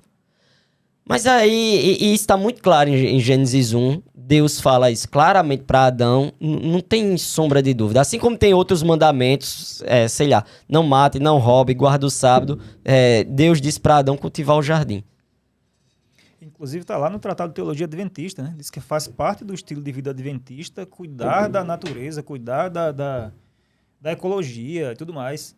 Mas, assim, o pessoal especula tanto, gosta tanto de especular sobre o teoria da conspiração, que acaba negando a própria teologia adventista, que está lá, no Tratado de Teologia Adventista, sobre isso, sobre o estilo de vida. Você vai pegar lá, isso que eu acabei de falar aqui de Mateus 24, a respeito das divisões, aliás, da dupla pergunta, né? Resposta sobre o templo e sobre a segunda vinda, está lá nos materiais da Igreja Adventista. Uhum. Tá tudo lá. Tá tudo lá. Nos tratados. No livro de Interpretando a Escritura, da Casa Pecadora Brasileira. Mas o pessoal, como o Bruno falou, né? Quando vai estudar, não estuda realmente o que deveria estudar.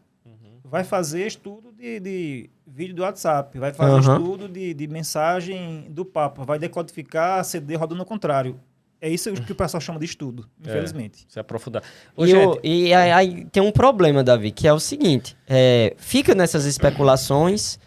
Quem realmente vai obedecer, trocam os mandamentos de Deus pela tradição dos homens, como Jesus falou claramente, porque o mandamento é cuidar da natureza, é cuidar da criação de Deus. Não pode porque vai ter um tempo que vai ter uma crise ecológica e essa crise vai desencadear uma perseguição. Essa crise ecológica vai desencadear uma perseguição. Mas onde exatamente tá isso, sabe? E aí você começa a ver que, assim, no século XX, várias dessas coisas foram descartadas, já vi. Por exemplo, eu sempre dou esse exemplo. Tinha não lembro agora se o nome do cara era Paul Bloom ou Paul Tillich, não lembro. Mas tinha um livro muito conhecido na década de 60, 70, chamado Bomba Populacional.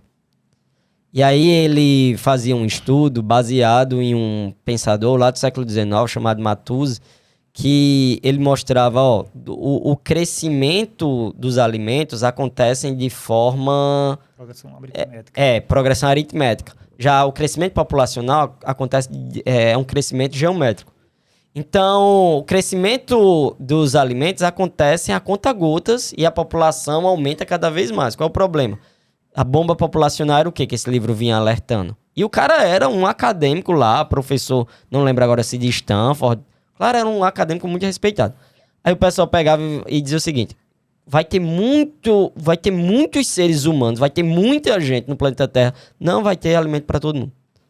Então, lá pro ano 2010, etc., não vai ter alimento para todo mundo. A gente vai entrar numa crise e vai ter a bomba populacional. Ok. Aí é que tá, né? Por que que isso é muito irônico? Primeiro, em primeiro lugar, a gente começou a produzir alimento igual a população cresce. Mais ainda. Mais do que a população cresce. Esse é um primeiro ponto. Mas, segundo e mais irônico, é que hoje o problema é outro. Hoje o problema não é a bomba populacional, assim, eita, a Terra vai ficar com muita gente. Hoje o problema que o pessoal tá vendo é que as pessoas estão tendo menos filhos. E ter menos filhos, ter poucos filhos, impacta diretamente na economia. Impacta. Então, impacta em previdência, impacta em como um país cresce economicamente. Tem uma série de impactos. Agora perceba, Davi, imagina aquela quantidade de pregação lá da década de 60, 70 em cima desse livro. Que o pessoal, vamos estudar. Vamos estudar a volta de Jesus aqui. Bora. Tá aqui, ó. Tá vendo a bomba populacional? A humanidade vai entrar uma crise. A partir dessa crise aqui, que vai ter muita gente, não vai ter comida pra todo mundo. Aí vai desencadear isso e isso. Tipo, o pessoal praticamente perdeu tempo. Porque a gente vê claramente que o problema não somente é aquele, mas hoje em dia parece ser o contrário daquele. Então. E vai tudo de água abaixo. Os argumentos da época. Então você vê claramente que... Aí você imagina uma pessoa viva, naquela época, que assistia, sei lá, uma possível conferência, que via ela hoje olhando e dizendo... Ainda bem que o povo tem a memória ruim, né? Mas ela olhando Mas essas coisas aí não saem da mente não, viu? E dizendo isso aí assim... eu garanto, viu? Engraçado, né? O povo dizia que a Bíblia porque botam logo na conta da Bíblia. Engraçado, o povo dizia que a Bíblia diz que a humanidade ia crescer, e hoje em dia os cientistas dizendo que o povo... O pessoal mostrando aí o povo tendo pouco filho, ó. Tá vendo que vai contra a Bíblia? Se esfriará, né? O amor esfriará. Também entrou em pauta, né? O amor se esfriando, né? Então parece, olhando aí esses elementos, esses argumentos, que Mateus capítulo 24, o propósito maior não é apresentar um sinal, e sim para o que vem no capítulo seguinte. O importante, e aí como o Bruno perguntou aqui, e eu traria a pergunta, como seria uma boa pregação sobre a volta de Jesus? Não é exatamente revelar os sinais, e sim mostrar a nossa condição. Seria mais assim? Algo que é mais importante do que estar preocupado com os sinais é mostrar como nós estaremos quando essas coisas acontecerem? O mais importante sobre a pregação de qualquer coisa na Bíblia é ver o que o texto diz. Se você for pegar lá em Mateus 24, é interpretar e fazer o que a gente mencionou na outra podcast, né? Uma exegese do texto. A exegese é um estudo mais aprofundado para ver o que o texto de fato diz. O maior problema dessas interpretações falsas que o pessoal fez lá atrás é que o pessoal analisa a Bíblia com base na cultura, com base nos acontecimentos e externos. Aí a Bíblia é interpretada à luz disso, quando deve ser o contrário. É a Bíblia que interpreta a realidade. Para saber, vamos para a Bíblia. Isso aqui que está acontecendo na realidade, tem alguma coisa a ver com a Bíblia? De fato, com o texto bíblico, com o estudo contextual da Bíblia? Não. Então lá, por exemplo, Mateus 24... Uma boa pregação a respeito da volta de Jesus é falar a respeito de que contra esses alarmismos proféticos e falar do preparo que as pessoas devem ter de aguardar Jesus se preparando, aguardando ele, cumprindo as suas vocações, seguindo suas Sem vocações. estar focado nessas picuinhas. Sem alarmismo, sem sensacionalismo. Se você, por exemplo, for pregar a volta de Jesus com base em Apocalipse 19, já é uma outra abordagem que ele dá lá, falando do juízo divino, em punir os maus. Então, vai depender do texto em que você utilizar para fazer a pregação. Seja como for, não é com base no que a gente acha que está acontecendo, que se é cumprimento profético ou não. A gente tem que analisar, fazer uma interpretação de acordo com o contexto. E muita gente, aqui tem um ponto, né, importante, muita gente acha que a aplicação do texto é mais livre, mais independente, a aplicação homilética, né, como foi falado aqui na outra vez. Aí onde está a origem da maior parte das heresias, das falsas interpretações, é na aplicação. As pessoas leem um negócio e acham que tem liberdade para aplicar da forma que acha mais interessante. Esse é o problema. Isso vai ser gancho para Olha, vai anotando aí, pessoal de casa, vai anotando, porque você percebe que em cada esquina do entendimento aqui, você já abre uma brecha para desvendar ali, trilhar nas vias, não é? Isso aí é uma via mesmo, a questão do entendimento, da interpretação, da homilética bíblica, é muito importante, porque é muito libertador. Olha, sinceramente, aqui eu estive numa grande... como é que se diz? Foi muito bom para mim estar aqui hoje. Para mim foi uma verdadeira aula, sabe? Desvendando muita coisa mística que tinha em torno da volta de Jesus. Mas eu tenho um comentário, é uma dúvida. Pela nossa conversa, né, o meu entendimento, o que eu aprendi aqui é que a gente não deve dar lugar num sermão, no púlpito, para pregações ou mensagens alarmistas. Existe um outro extremo no qual a gente negligencia, né? O que é que vocês poderiam falar sobre isso? Excelente pergunta. Bruno, quer comentar alguma coisa? Não, eu prefiro que tu comente. Então, existe, Jéssica, um outro risco, sabe? E já, às vezes, motivado pela polarização. Esse pessoal alarmista, sensacionalista, gera, digamos assim, uma militância contrária. Que faz com que as pessoas peguem tanto ranço disso aí, que as pessoas ficam céticas da profecia bíblica, virem incrédulas. Mesmo dentro da igreja. Tem pessoas que não acreditam em profecias apocalípticas, que não acreditam em nada a respeito do futuro. Como, por exemplo, já faz muito tempo, mas eu acho, sei lá, desde a década de 70 isso cresceu muito. Muitas pessoas na igreja que não acreditam num juízo peradvento. Tem adventistas que não acreditam. A motivação principal são duas. Essa daí, uma reação a essas pregações absurdas, sensacionalistas, e as pregações que se faziam sobre esse assunto eram muito legalistas e perfeccionistas. Então, a reação foi essa, a descrença. A gente tem que caminhar uma terceira via do meio. A do equilíbrio, né? O equilíbrio é essencial em todas as áreas da vida, nada de polarização. A nossa comunidade é contra qualquer tipo de polarização. Nem o legalismo, nem o liberalismo. Mas vamos trilhar a palavra de Deus. E ainda tem uma coisa interessante, né? Porque o livro de Daniel e Apocalipse, eles foram escritos em um contexto onde havia claramente duas preocupações. E por isso que eles são importantes para a gente. Primeiro, Daniel e Apocalipse, eles são livros de profecia que eles queriam consolar as pessoas. Por quê? Porque as pessoas foram pegas e levadas para a Babilônia, os cristãos do século I estavam sendo perseguidos e nada de Jesus voltar. Então, eles precisavam de algum tipo de consolo. E aí, justamente Daniel e Apocalipse foi dado para que as pessoas vejam que por trás da história está a mão de Deus. O que é muito curioso, porque quando você tem uma pregação sensacionalista e você fica com medo, é o contrário da intenção de Daniel e Apocalipse. Porque era para você ver e ver que Deus está por trás da história. É para você ver e ver que as coisas não saíram do controle de Deus. Por exemplo, o livro de Daniel é dividido assim.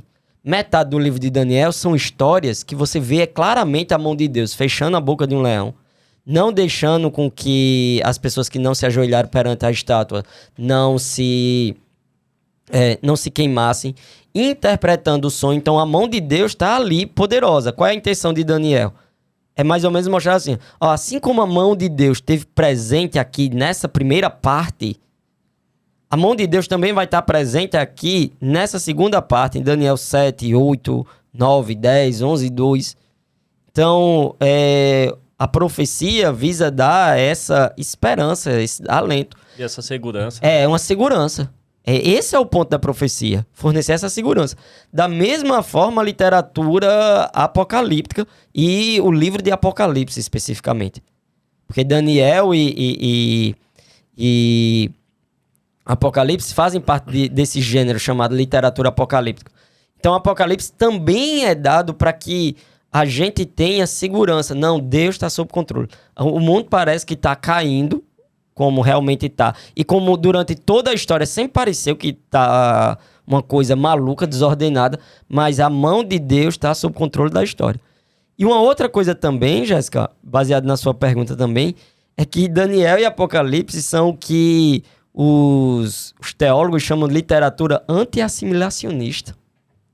Ou seja, o estudo de Daniel e Apocalipse tanto nos fornece segurança, quanto faz com que a gente não seja assimilado pelos padrões, por exemplo, lá em Daniel, os padrões de Babilônia. Ou lá no Apocalipse, os padrões de Roma. Porque a gente pode muito claramente cair num marasmo, num lugar comum de... Não, eu acho que vai ficar assim mesmo, as coisas vão ficar assim. Vamos se adaptar aqui a Roma, vamos se adaptar aqui a Babilônia, vamos se adaptar aqui a cultura, a essas coisas. E Daniel e Apocalipse é um livro anti-assimilacionista nesse sentido. É para você ficar tanto seguro quanto você... e a segurança é para isso, é para você... Não, ó, vale a pena manter fiel. Vale a pena, porque tem um Deus por trás da história. Deus está guiando a história. Porque qual era a tentação? Imagina se você é um judeu israelense, você viu o templo sendo destruído, você tá lá em Babilônia, qual era a tentação? É dizer, eu vou virar um babilônico aqui, porque isso, acabou. Deus não tá mais preocupado com a gente. Da mesma forma... No controle mais. Isso, Deus não tá no controle. Da mesma forma, lá em Roma, no século I, qual é a tentação? Você vê a igreja sendo devastada por perseguição. Qual é a tentação? Não, ó, esse negócio de... Dá muito trabalho esse negócio de ser cristão, de aceitar esse Messias aí, isso dá problema. Aceitar esses princípios aí é uma coisa muito complicada. Deixa, é melhor... E aí, Daniel e Apocalipse foram escritos para dizer, não, mesmo vocês vendo essas coisas, mas tem um Deus por trás da história. Tem um Deus por trás da história. Por isso que são sempre narrativas que sempre tem ou histórias de fidelidade ou pedidos de fidelidade. Tanto então, Daniel quanto Apocalipse. Então, é o livro da esperança. Uhum. Não é o livro do temor. Exatamente. Do medo. De jeito nenhum. É o contrário do que todo mundo diz por aí, né? Rapaz, olha, eu proponho mudar o nome desse programa de ser... Tudo que a gente aprendeu aqui é desconstruindo. Pronto, o tema do programa Fui desconstruída aqui hoje. hoje. Eu aprendi a desconstruir tudo. Agora, com essa bomba teológica de que o livro do Apocalipse não é mais um livro de pânico, de medo. Mas sim de esperança. Era um livro que nem sequer eu tinha coragem de ler de noite. Eu também. Nossa, e o medo? Ler Apocalipse de noite, e aí agora é o livro que vai trazer segurança, esperança. Tanto é que tem um autor, Gregory Bill, que escreveu um comentário sobre o Apocalipse, e o título que ele deu foi justamente assim, Brado de Vitória. Ou seja, um grito de vitória. Apocalipse e Daniel, né, essa literatura, era justamente para um povo que estava passando por problemas, por dificuldades. E se o livro ali fosse para colocar mais medo, ia causar desespero no povo, era o contrário. Era para dar esperança a pessoas que estavam passando por momentos desesperadores. Era exatamente o que estava vivendo o pessoal na Babilônia. Quase sem esperança. O livro de Daniel foi feito para dar esperança ao povo. E Deus estava no controle. Engraçado que hoje ninguém usa ele para ter esperança mais, né? Não é. Isso é pra ter medo. Então, Bruno, você tocou num ponto que eu fiquei preocupado, né? Nasceu uma rosa na Antártida. A água vai acabar em 2050 e alguma coisa. Não precisa se preocupar com esses fenômenos. Quer dizer, vamos fazer nossa parte, cuidar. Mas exatamente. será que vamos ficar sem oxigênio? Será que vai ter uma guerra cibernética que vai destruir a humanidade? Será que o próximo império vai ser a inteligência artificial? Será que as geleiras vão derreter ao ponto de consumir todas as cidades litorâneas ao redor do país? Será que o sol vai se esquentar, sei quantas vezes mais, e não vai exterminar toda a existência da Terra? Então, em relação a esses eventos de pré-destruição, não vai acontecer. Não da forma como as pessoas pregam por aí, né? De forma sensacionalista, alarmista. Deus está no controle da história. Essa é a mensagem de Daniel. E nunca Apocalipse. perdeu. Nunca perdeu. Então Então ele não importa a continua. guerra, não importa o que estourar por aí na mídia, o que o jornal fala. A gente não precisa temer, né? Cristão Deus não deve nos temer. abandonou. Deus Isso. ainda vive. O livro de Esther é um exemplo desse período. Porque se você for ler no livro de Esther, não aparece o nome de Deus lá. Pode prestar atenção.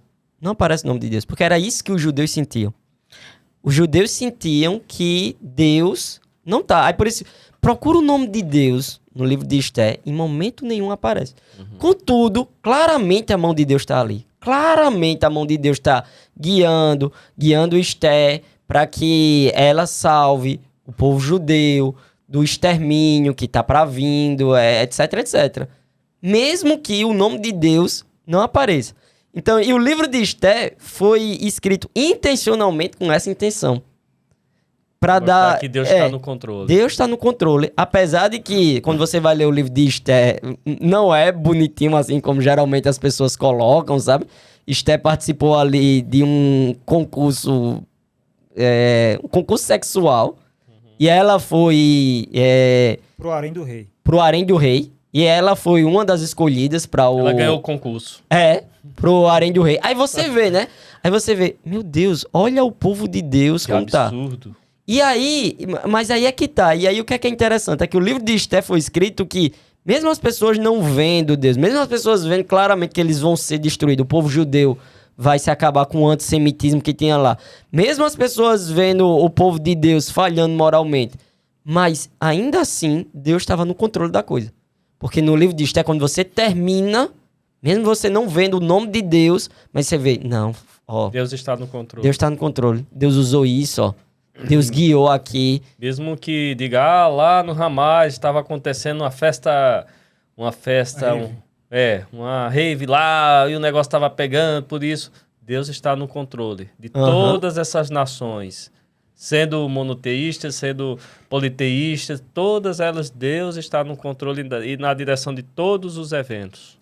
Apesar da vontade de Deus, né? Não se fazer de forma absoluta e plena aqui nesse mundo, né? Ou seja, o mal ainda existe, coisas que acontecem fora da vontade de Deus. No quadro geral, no cômputo maior, final, Deus está intervindo e vai eliminar de forma definitiva, né? Ainda está no seu controle e nunca sairá.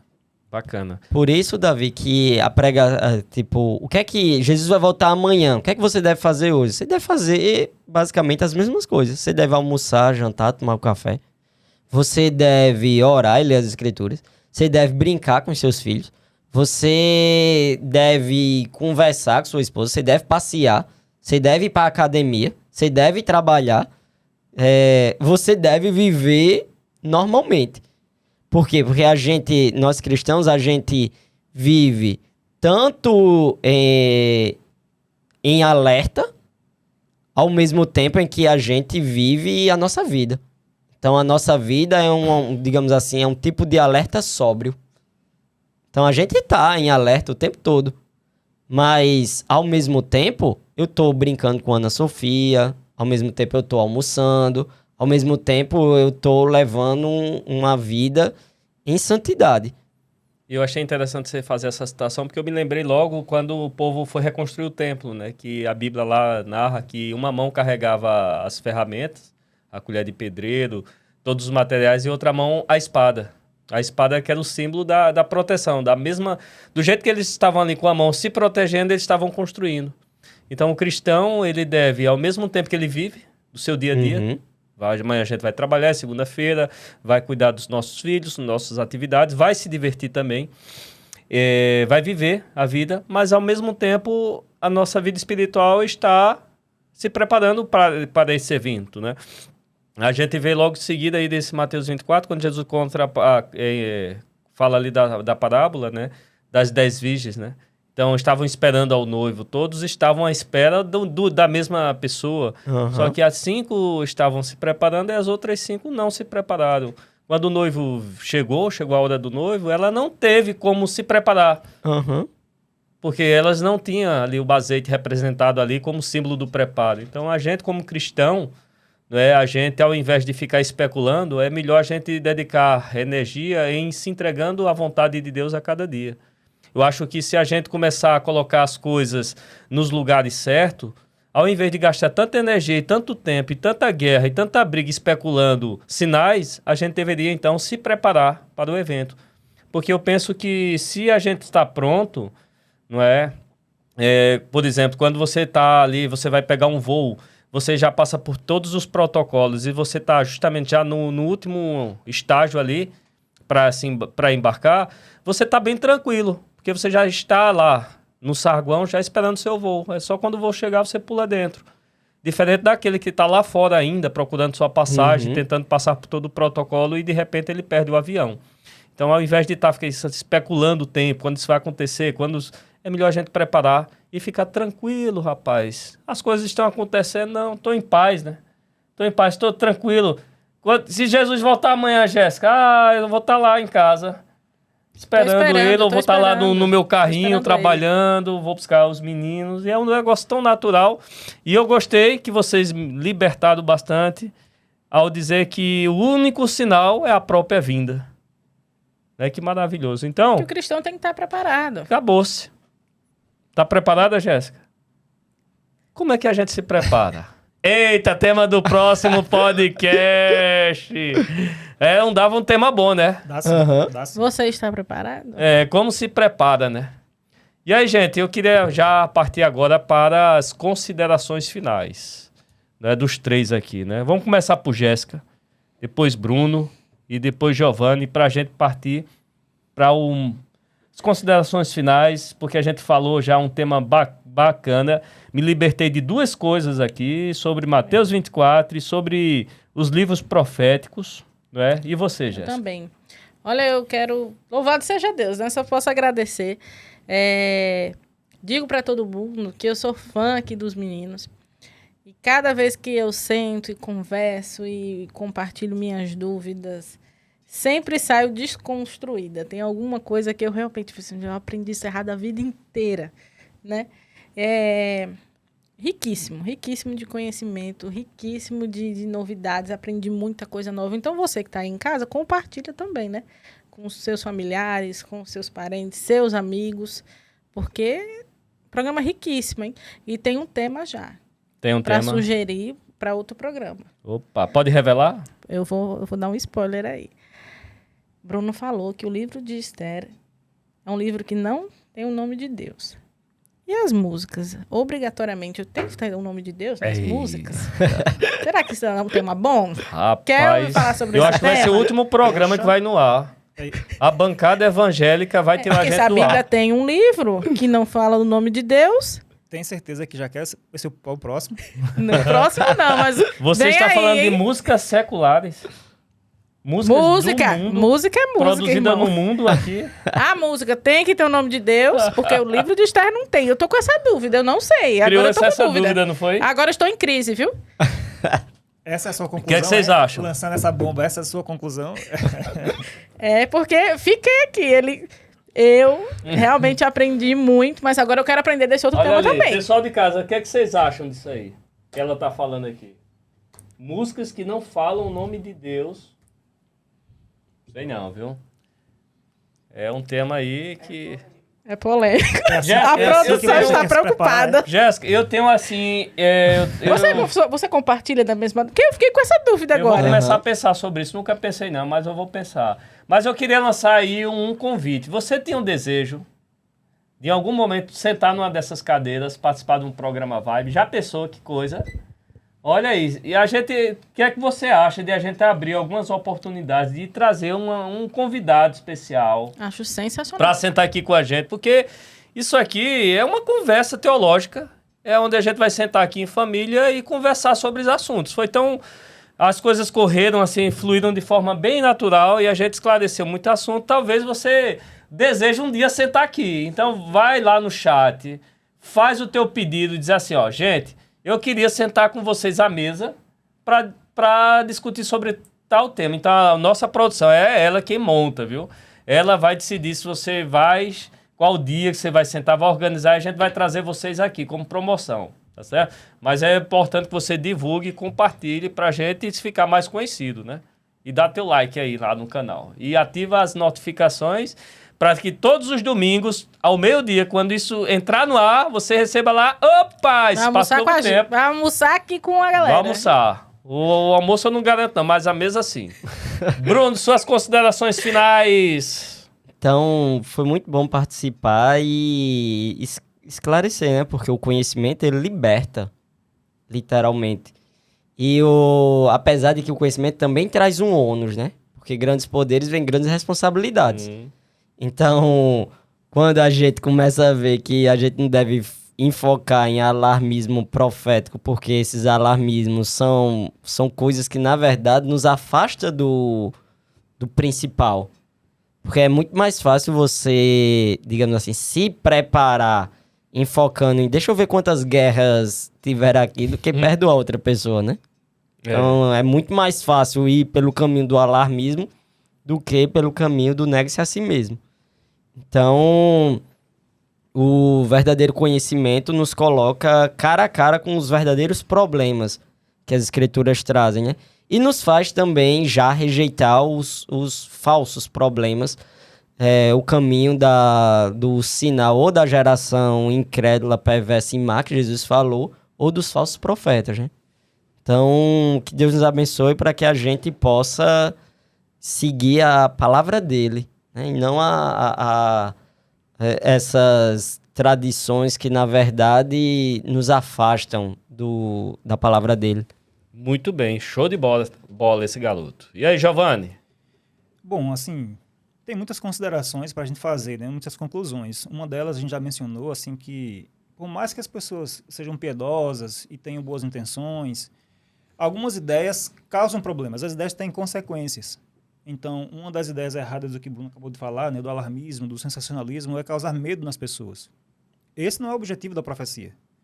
Jesus falou que para a gente vigiar e orar e tudo mais, tal, mas ele também falou para a gente ter paz e segurança. A Bíblia fala disso. As profecias de Daniel, Apocalipse, é justamente com esse objetivo, como a gente já falou aqui várias vezes. Mas, assim, as pessoas, assim, muitas vezes na igreja, elas não estão satisfeitas com Jesus. Então, elas querem o entretenimento. E o entretenimento que elas acham, porque consideram errado todos os outros, é fazer alarmismo e sensacionalismo profético. Porque isso excita. Isso bota a adrenalina lá em cima das pessoas. Dopamina, hein? Então o pessoal está sempre em busca de mais excitação e fanatismo. E esse tipo de pregação, de profecias, causa exatamente isso, fanatismo e alarmismo. E o pior é que, além de causar descrença e incredulidade em várias outras pessoas, às vezes até em quem propaga isso com o tempo, porque ela mesma se cansa uma hora disso, é que... rapaz... Corta aí. Eu tava falando... Você vai deixar isso aí. Corta não, garoto. Corta pra ver que isso aqui é ao vivo. Causa sensacionalismo... É isso. Ele está emocionado. Foi longe demais para voltar, agora me entendi. Bom, é isso. TDAH. Sempre. Então, a falsa profecia, a forma errada de você falar de profecia, não traz coisas positivas. E, na verdade, só mostra que a gente não está apegado, de fato, à palavra de Deus. A gente não está apegado só a querer coisas para estar excitando, a fanatismo. Isso aí. Tem mais alguma coisa a acrescentar? Que Deus nos abençoe, né? Nos faça focar na palavra de Deus, e somente na palavra de Deus, né? E buscar Cristo na palavra, né? Que esse é o alvo. E que Deus abençoe esse programa aí, o programa Vibe, uma forma dinâmica e prática de traduzir a Bíblia para a atualidade, né? Uma bênção. Eu espero que vocês estejam gostando, com toda a dedicação, com todo o carinho que nós estamos aqui, com toda a equipe. Tem uma equipe, não é, envolvida por trás, não só aquele que vai fazer o corte, a edição, mas os câmeras, a galera toda que está aqui envolvida nesse processo. Eu quero agradecer mais uma vez ao Estúdio Vision. Faça o seu evento, o seu podcast, faça a sua entrevista, faça a sua propaganda aqui, procure esse estúdio. Parceiro fiel do programa Vibe, que tem patrocinado semanalmente para que isso aconteça, não é? Mandar um abraço aqui para o nosso operador de câmera. Cadê ele aí? Aparece aí na câmera, tem que aparecer o Jordan. Cadê? Aparece aí, garoto. Olha, olha. Dá aquele close aí, menino! O famoso Jobinha. O Jobinha. Temos uma grande plateia aí de Eveline, que ela dormiu todo o programa, está chato Ela ficou demais. falando também. Ela ficou falando aí em mímicas e a gente não entendia nada. E é uma galera toda, mandar um abraço aí pra todos os vaibeiros. Lembra dos vaibeiros?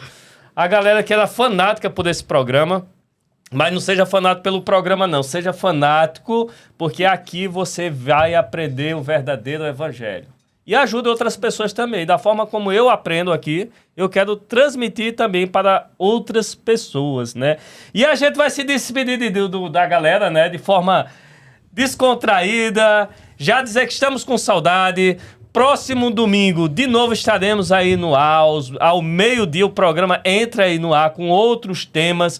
Entra na nossa página do Instagram, compartilha, fica lá mexendo, Eita! Bisbilhotando. Bisbilhota tudo lá, mexe, curte, divulga, e assim a gente vai crescendo, tá certo, galera? Então, um forte abraço, fica com Deus no coração, fica aí na esperança, tira esse peso místico dos livros proféticos e encara ele como o livro da esperança.